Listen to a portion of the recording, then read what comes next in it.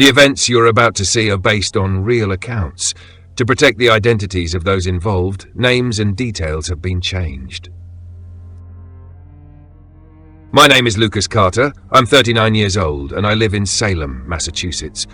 To this day, the experience I had here still gives me chills. I want to share this with you because I know more people have probably gone through something strange in this town. And maybe what I experienced was just the beginning. I worked as a tour guide during the summer when Salem is busiest. Tourists come from all over to see the city, especially the Burial Hill Cemetery, which is famous for being the final resting place of many people accused of witchcraft. It was there one night that my story began, and honestly, I can't look at that place the same way anymore. It was a regular Thursday night, nothing out of the ordinary. I was leading a small group, just 4 people, curious tourists. The cemetery was silent, except for the sound of dry leaves crunching underfoot. As I was talking about the historical events of Salem, I noticed something strange. A feeling, Something I couldn't put into words, but that was bothering me. It was as if someone was watching me, even though I was facing away from the group. I went up to a specific grave where a woman named Margaret Davis was buried, one of the accused witches. During the visit, the tourists began to get restless for no apparent reason. I didn't realize it at first, but soon I noticed that everyone was looking at something behind me. I tried to ignore it, but the atmosphere was heavy. That's when I heard the laugh. Not a normal laugh, but something strange. High-pitched, interrupted, like it was distorted. Everyone stopped talking. The silence was deafening. I looked around, but saw nothing that could explain the sound. My eyes moved through the darkness, trying to figure out where it was coming from, but there was no one there. Suddenly, a shadow passed by me quickly. I turned, but there was nothing. No one dared speak or move. The feeling of discomfort grew with every passing second. I realized that the tourists were scared, but I didn't know how to explain it. I froze for a moment, trying to make sense of what was happening. Until someone from the group said, "You saw that too, right?" I didn't know how to answer. That was a dark figure that had passed quickly by one of the tombstones. A human shadow, but not quite human. I decided to end the tour early, and everyone quickly started to leave. But as I took the last steps toward the exit, the laugh returned. And this time it seemed closer, more intense, more filled with anger. The feeling of being watched was overwhelming, like something was following me. I looked around, trying to see if anyone else was there, but the cemetery was empty. Just the group and me. In the following days, I started researching more about the cemetery and the story of Margaret Davis. I found out that she was accused of witchcraft and hanged.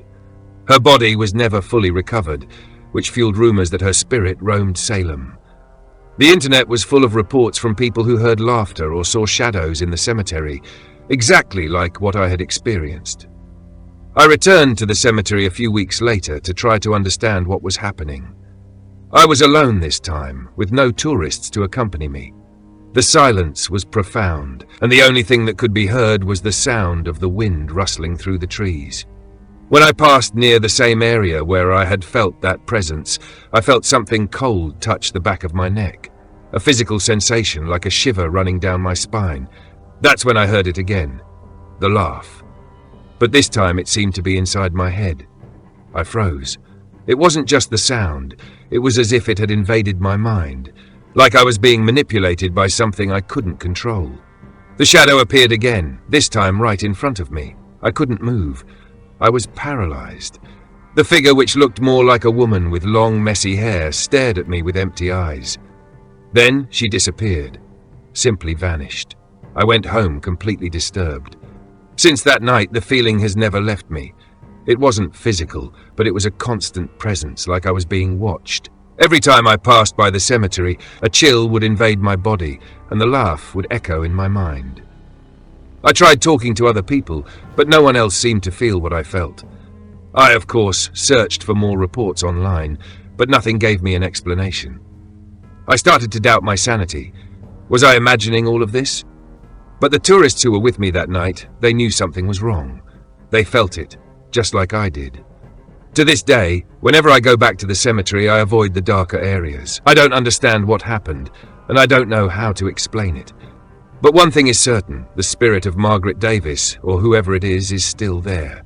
She still haunts that place, hiding in the shadows and making you feel her presence before you even see her. I don't know if it was a delusion, if something truly supernatural happened, or if the fear just consumed me. What I do know is that, no matter how much I try, I've never been able to stop hearing that sinister laugh in my mind, and it's something that somehow will haunt me forever. My name is Luke. I'm 32 years old. I have lived in Topeka, Kansas my whole life, but something that happened years ago still haunts me. It's about Stull Cemetery, a place surrounded by legends, some even claiming it is one of the 7 portals to hell. I used to believe these were just myths, but after what I experienced, I am no longer so sure. It all began when my friends and I, full of youthful arrogance, decided to visit the cemetery. We were 22 and eager to prove our bravery. We had heard the rumors, whispers of voices in the wind, strange apparitions, and an overwhelming sense of being watched, but we dismissed them. Surely it was all just old folklore designed to scare people away. The sun was setting as we arrived. The cemetery was in ruins, its broken tombstones and overgrown grass only adding to the eerie atmosphere. There was an unnatural silence, a stillness that made the air feel thick. As we walked through the old iron gate, a strange chill ran down my spine. At first, we joked and laughed, trying to shake off the unease. But deep down, I think we all felt it. Something was wrong. As the last light of the sun faded, the change was immediate. The temperature dropped sharply, and the weight of unseen eyes pressing upon us became unbearable. The air seemed to vibrate with something unseen but undeniably present. Then we heard it, whispers. At first I thought it was just the wind, but the longer we listened, the clearer it became. They were voices, and they were all around us. Panic settled in when I turned toward an old mausoleum. A shadowy figure stood in the doorway. It didn't move, but I knew it was watching me. My body tensed, and I felt frozen, unable to scream or look away. The darkness around it felt alive, pulsating with something unnatural. My friends must have sensed it too, because, almost in unison, we all knew it was time to leave. But leaving wasn't as simple as turning around. The path we had taken now seemed unfamiliar, as if the cemetery had rearranged itself. No matter which way we went, it felt like we were walking in circles. Gravestones we had passed before were suddenly different. Then came the sound, a heavy crash, as if something had fallen right behind us. When we turned, there was nothing. That was the breaking point. We ran, harder and faster than we ever had.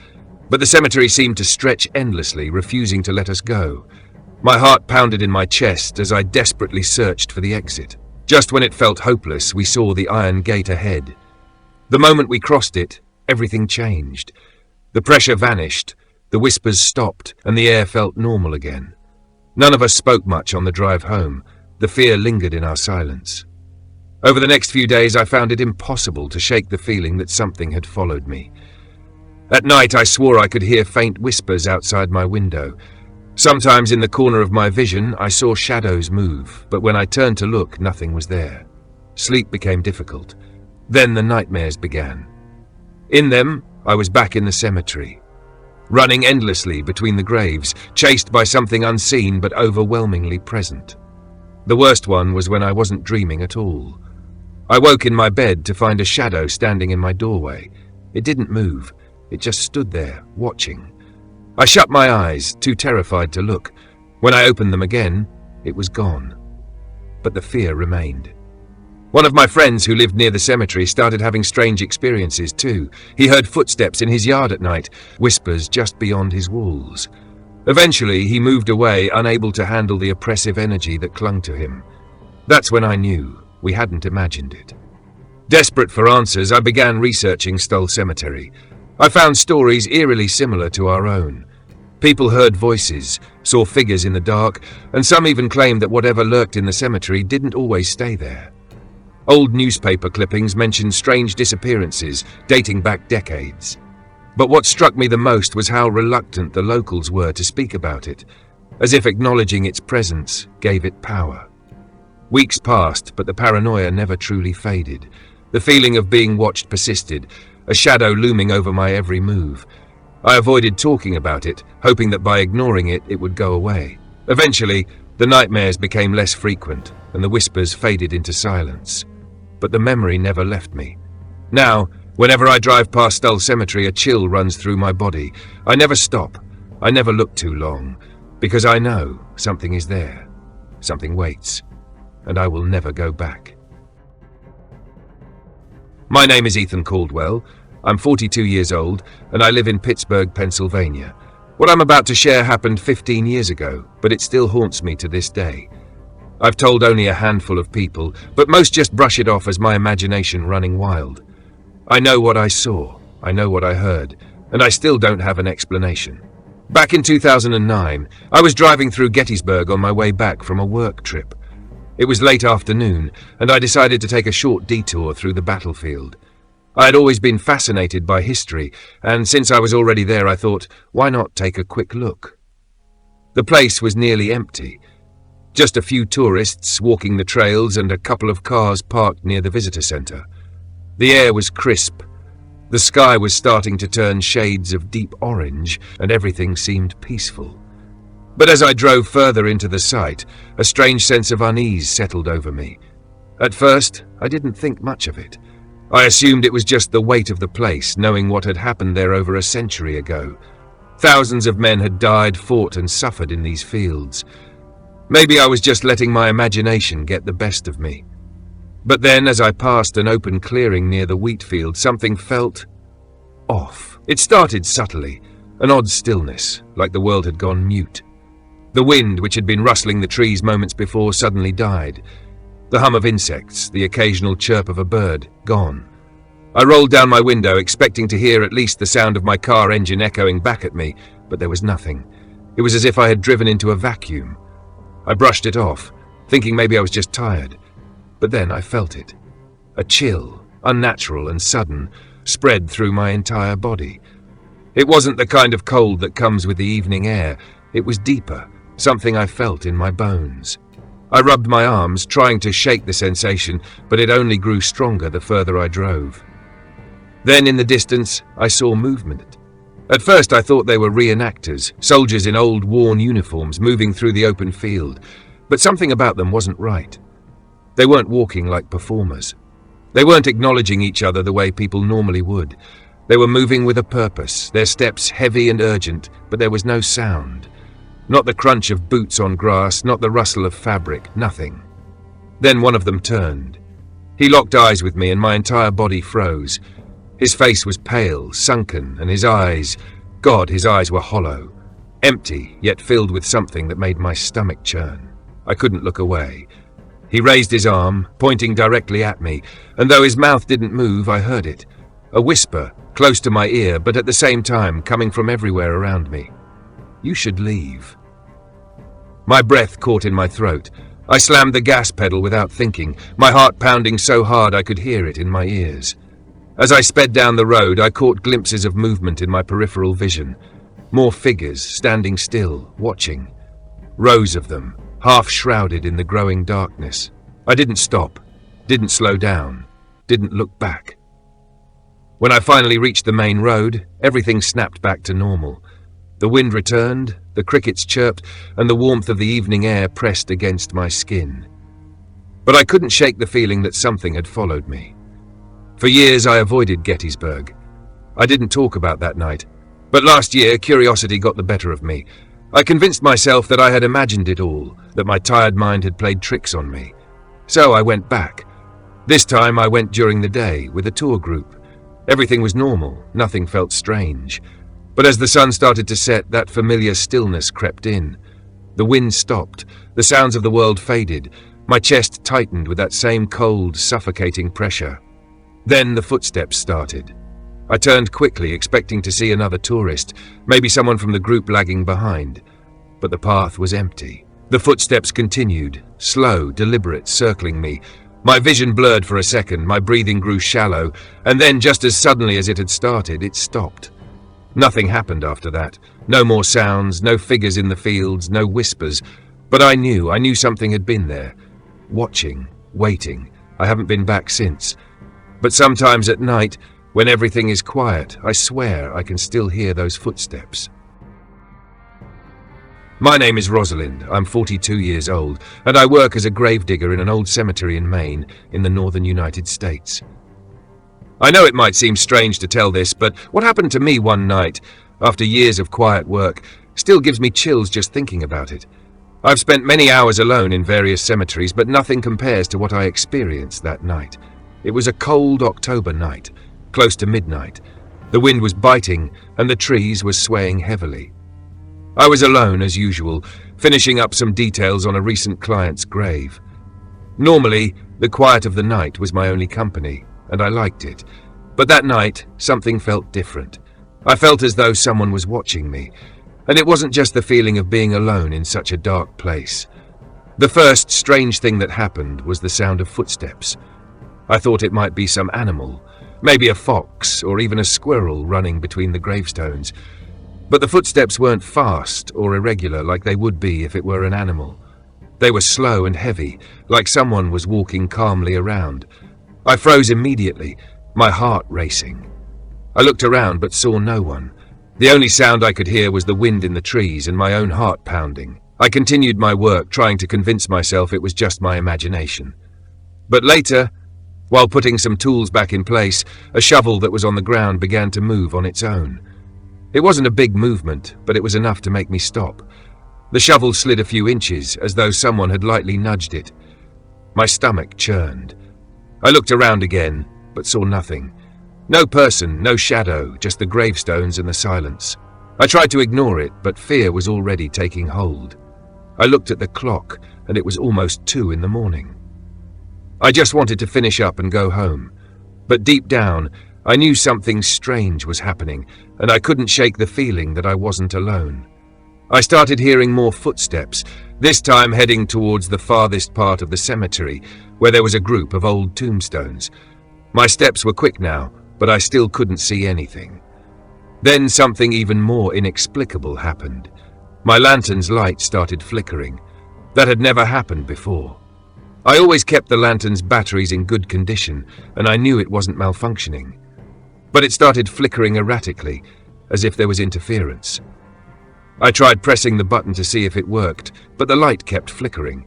That's when I heard the sound of a voice, whispering softly, barely audible, but clear enough for me to understand. "Get out of here!" I froze. My whole body stopped moving.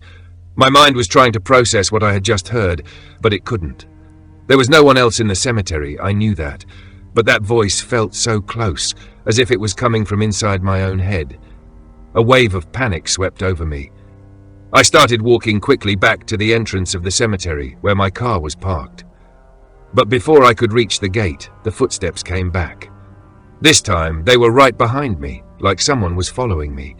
I didn't look back, but the sound of heavy, dragging footsteps was unmistakable.